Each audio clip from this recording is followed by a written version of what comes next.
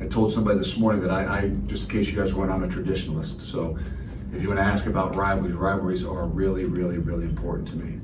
And they always have been, just the way I grew up, obviously in a Big Ten country. Not that I've known a ton about, obviously, the rivalry. That's why I thought it was a big deal for us as a program and a staff to make sure that, this summer and even in fall camp that we, studied the rivalry and made sure we had nights about the rivalry, both this one and the Minnesota one as well. But it was really, really important because I truly believe to respect the rivalry, you got to do a lot of work, and you got to understand when you're walking into something, the history behind it and the meaning behind it, and what what's going to be a little bit different in those games. So he does a lot. I wouldn't be surprised if we see him on offense. I think later in the year, maybe last year, that there were some situations where all of a sudden he showed up on offense as well. He's the guy that you got to take be careful on. If you take shots on him and things like that, I mean, he can change a game.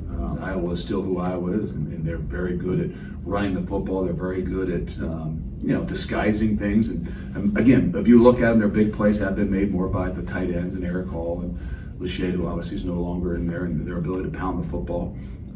In some ways, that they're getting back a little bit more, I think, the last few weeks to being who Iowa has been, and what has made them really good. They're physical, they're tough, and they're very consistent. And that's not to say they don't have some great players as well. But I think if you just ask me over time of everything that I've watched and studied and learned about Iowa, it starts with they're physical and tough.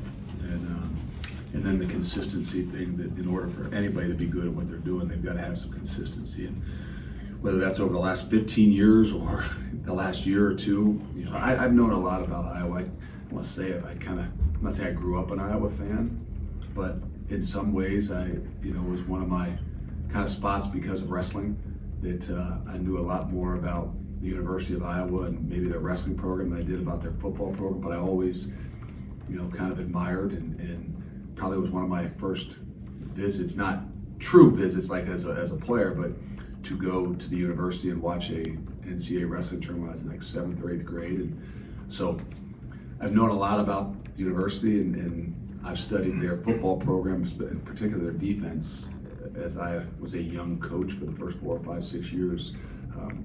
So I know more about the University of Iowa than maybe to say you really know the history of the rivalry. I've studied that, but only for 8 months now, and the other things I've studied.